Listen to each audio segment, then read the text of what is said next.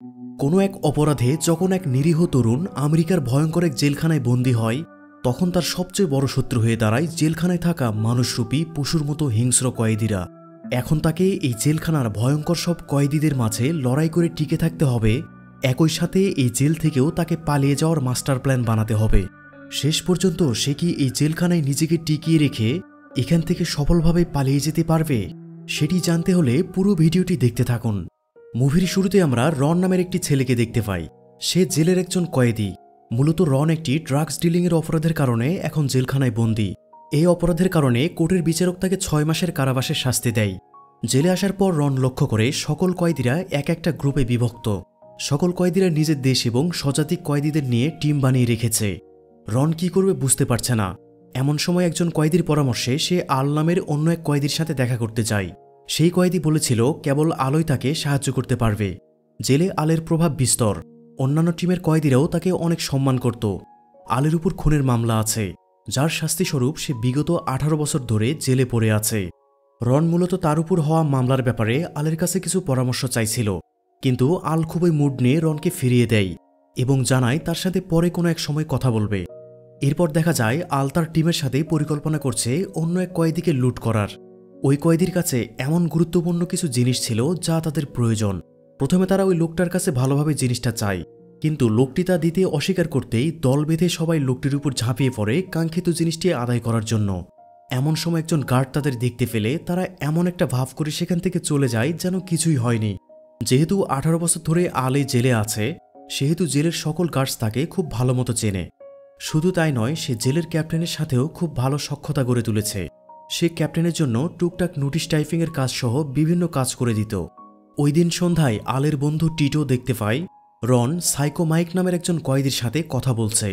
Tito আলকে বিষয়টা দেখায়, সাথে এটাও বলে যে আজ পর্যন্ত সাইকো মাইককে যতটা চিনতে পেরেছে তাতে বুঝতে পারছে খুব শীঘ্রই রন কোনো বড় বিপদে পড়তে চলেছে।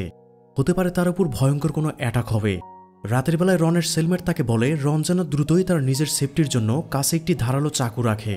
পরের দিন রন আলের কাছে যায় এটা জানার জন্য যে ধারালো ছুরি টাইপের হাতিয়ার সে কোথা থেকে জোগাড় করতে পারবে। তখন সে সাইকো মাইকের সাথে তার যা যা কথা হয়েছে সবকিছু আলকে খুলে বলে। আল রনকে সাবধান করে দেয় যেন কোনো ঝামেলাতে সে নিজেকে না জড়ায়, কেননা রন কেবল কয়েক মাসের জন্যই এই জেলে এসেছে। যদি সে নিজেকে কোনো ঝামেলায় জড়িয়ে ফেলে তবে তার শাস্তি কয়েক গুণ বেড়ে যাবে। এরপর আল তার এক বন্ধুকে নিয়ে মাইকের সাথে দেখা করতে চলে যায়। সে মাইককে থ্রেট করে রনের থেকে দূরে থাকার জন্য। যদি রনের কোনো ক্ষতি হয় তবে আল নিজ হাতে সেই বদলা নেবে। জেলে কয়েদিদের যতগুলো গ্রুপ আছে সবার সাথে আলের চেনা জানা ও বোঝাপড়া আছে। মাইক বুঝতে পারে রনের পেছনে লাগলে আল তাকেও ছাড়বে না, আর আলের সাথে লড়াই করে টিকে থাকা তার পক্ষে সম্ভব নয়। তাই সে আলের কথায় রনের থেকে দূরে থাকতে শুরু করে আর রন আলের টিমে যোগ দেয়। একদিন আলের টিমের 3 জন মেম্বার জেলের ফার্স্ট ফ্লোরে লুকিয়ে তাদের তৈরি করা তরল নেশাদ্রব্য খাচ্ছিল। এই খবর গার্ডদের কাছে পৌঁছে যায়, কিন্তু গার্ডরা ওখানে আসার আগেই রন তাদের সাবধান করে দিলে তারা সব সরিয়ে ফেলতে শুরু করে। তাতে অবশ্য খুব একটা লাভ হয় না। গার্ডরা তাদের হাতে নাতে ধরে ফেলে। আলের 3 জন টিম মেম্বারের সাথে রনকেও তারা ধরে নিয়ে যায়। শাস্তিস্বরূপ তাদের আলাদা আলাদা সেলে বন্দি করে রাখা হয়।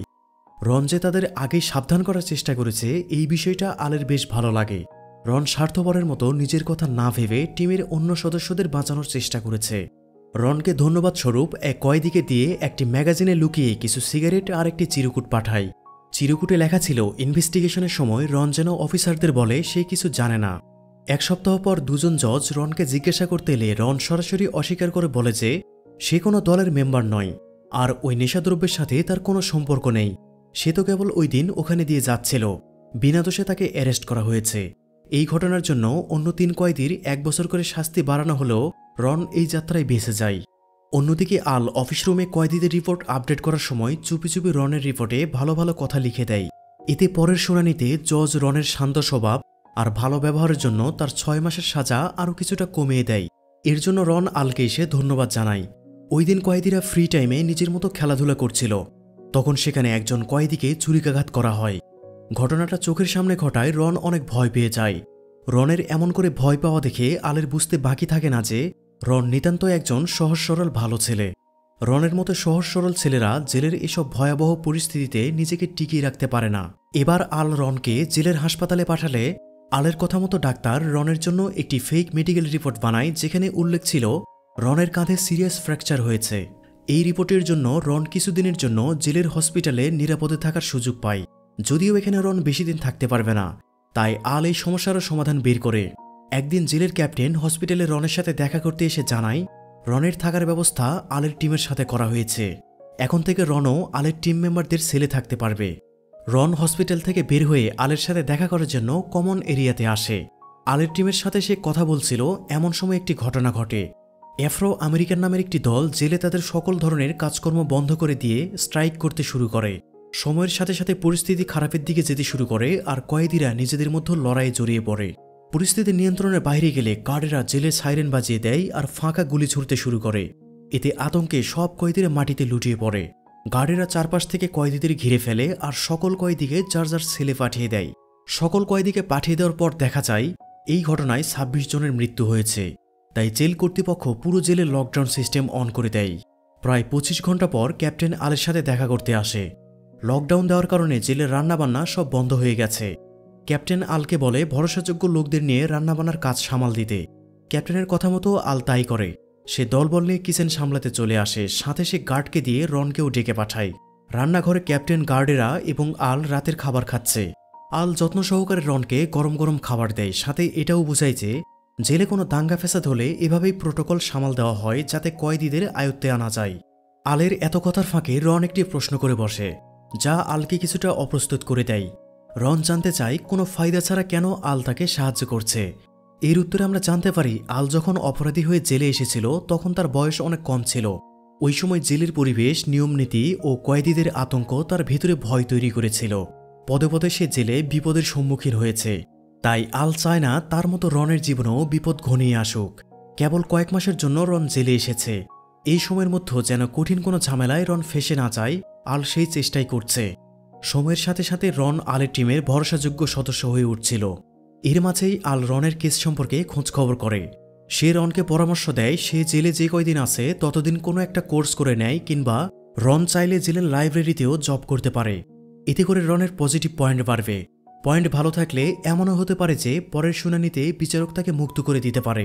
আলের কথা মতো রন জেলের একটি সেলুনে কাজ করতে শুরু করে। শুধু তাই নয়, রন জেলের ভেতর একটি কোর্সেও নিজের নাম লেখায়।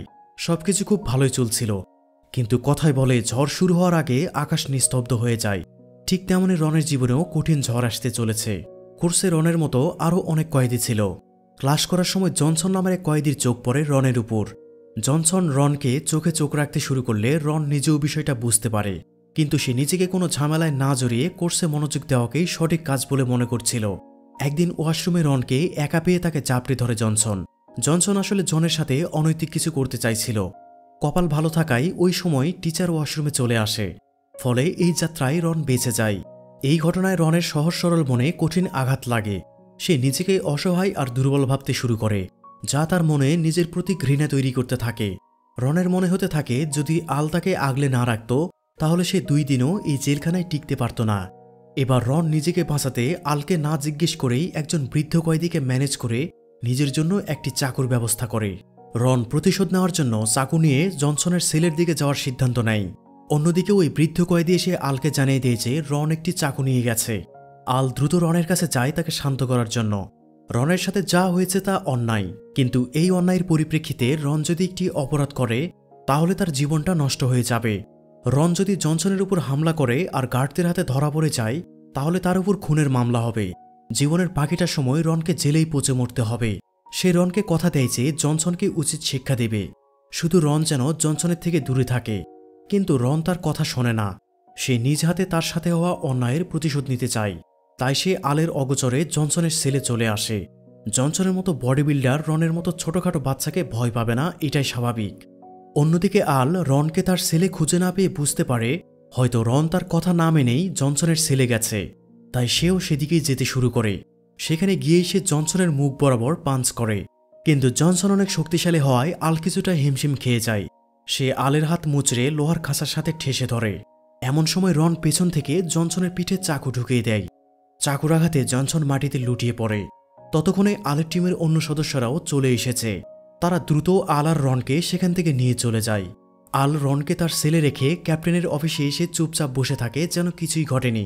এই ঘটনা চাপা পড়ে যেত যদি জনসন মারা যেত। কিন্তু তেমনটা হয়নি। চাকু লাগার পরও জনসন বেঁচে যায়। ফলে সে গার্ডদের কাছে রন আর আলের নাম বলে দেয়। একজন কয়েদির উপর হত্যা চেষ্টার মামলায় তাদের দুজনকে শাস্তিস্বরূপ একটা কুঠুরিতে আটকে রাখা হয়। শুনানির আগ পর্যন্ত তাদেরকে একা এই অন্ধকার কুঠুরিগুলোতে রাখা হবে। আল মোটেও বসে থাকার লোক নয়। সে সেলের কমোডের সাহায্যে তার টিমের লোকদের মেসেজ পাঠায়। তাদের বলে যেন জনসনের ঘটনা চিরতরে শেষ করে দেয়। আলের কথা অনুযায়ী টিমের মেম্বাররা টেকনিক্যালি হসপিটালে জনসনকে মেরে ফেলে। আল এই ঘটনাটা ঘটিয়েছে যেন জনসন তার আর রনের বিরুদ্ধে জজের সামনে সাক্ষী দিতে না পারে। জনসনের মৃত্যুর পর ওয়ার্ডেন দুজন উকিল সহ আলকে ডেকে পাঠায়। তারা আলকে বলে যেন জনসনের হত্যার পেছনে তার হাত আছে তা স্বীকার করে নেয়। কিন্তু আল কিছুতেই তা স্বীকার করে না। এই ঘটনার একমাত্র সাক্ষী ছিল জনসন নিজেই। কিন্তু এখন তো আর সে বেঁচে নেই। আল আর রন যে সত্যি দোষী এখন তার কোনো প্রমাণও নেই। আলকে সেখানে অনেক প্রেশার দিয়েও কিছুই স্বীকার করানো যায় না। ওয়ার্ডেন উপস্থিত উকিলদের বলে যে আল দিনকে দিন এই জেলে শক্তিশালী হয়ে উঠছে। সে নিজের ইচ্ছা মতো যখন যাকে ইচ্ছা মেরে ফেলার ব্যবস্থা করে।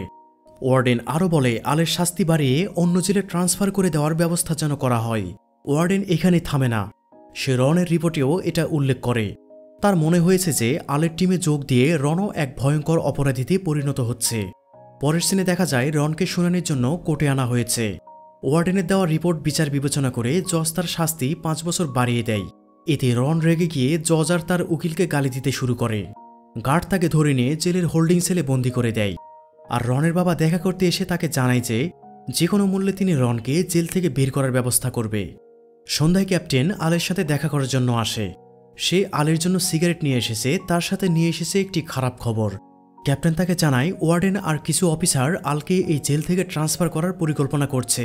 তাদের কথায় আমরা জানতে পারি যে জেলে বর্তমানে নতুন ওয়ার্ডেন এসেছে।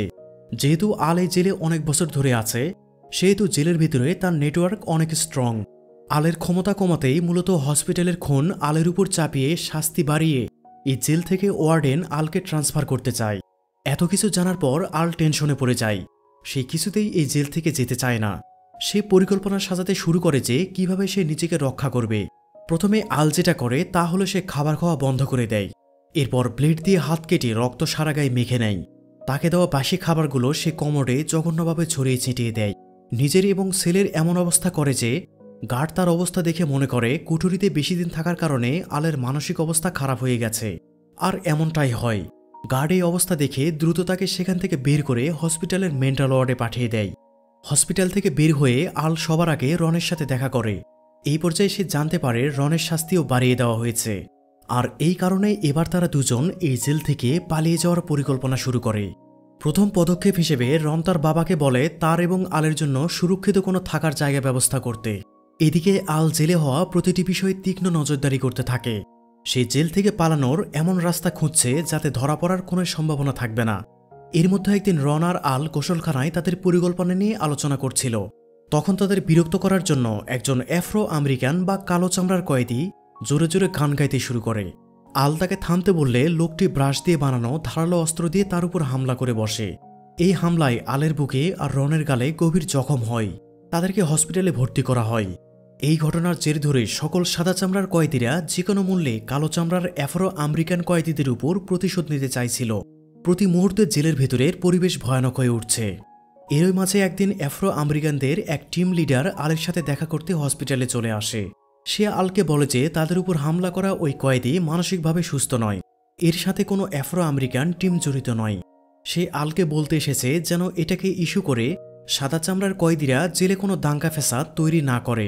এসব দাঙ্গা ফ্যাসাদে আলটিমেটলি ক্ষতিটা কয়েদিদেরই হচ্ছে। আফ্রো আমেরিকানদের টিমগুলো আলাদা হলেও তারা আলকে যথেষ্ট সম্মান করে।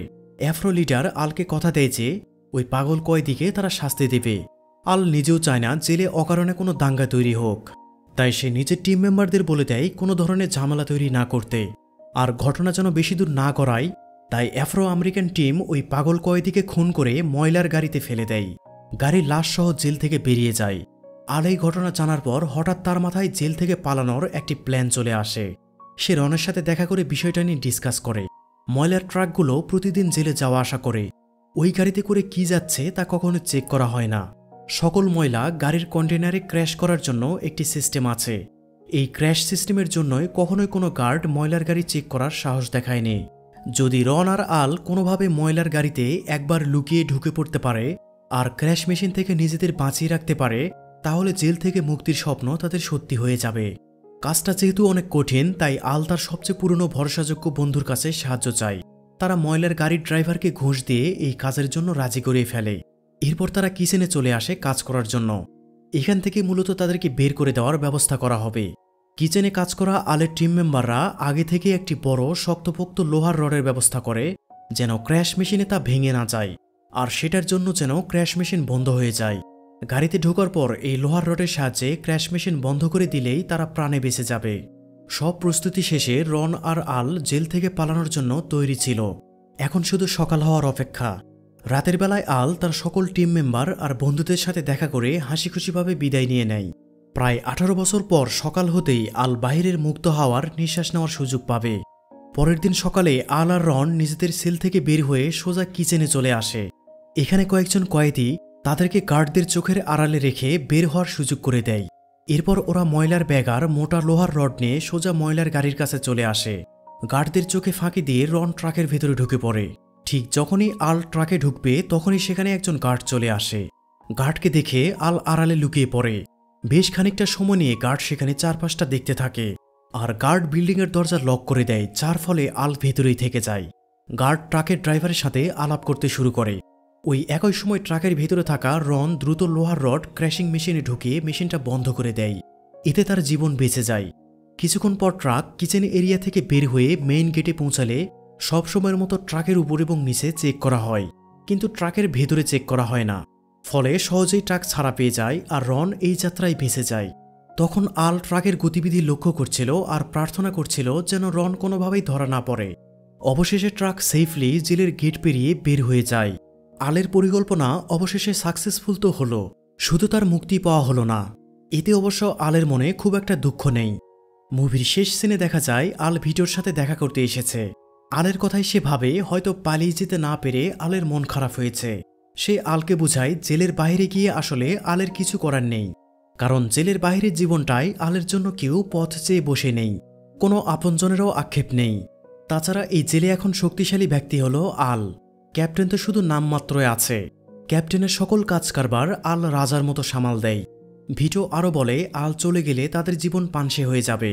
ভিটোর কথায় আল বুঝতে পারে আসলে জেলের বাইরে তার কোনো জীবন নেই। এই জেলটাই হলো তার রাজপ্রাসাদ, আর সে এই জেলের রাজা। মুচকি হেসে সে এই জীবনটাকেই মেনে নেয়। আর এখানেই মুভিটি শেষ হয়ে যায়। তো ভিডিওটি ভালো লাগলে অবশ্যই একটি লাইক দিয়ে চ্যানেলটি সাবস্ক্রাইব করে পাশে থাকবেন। সবাই ভালো থাকুন, সুস্থ থাকুন, কথা হবে পরবর্তী ভিডিওতে।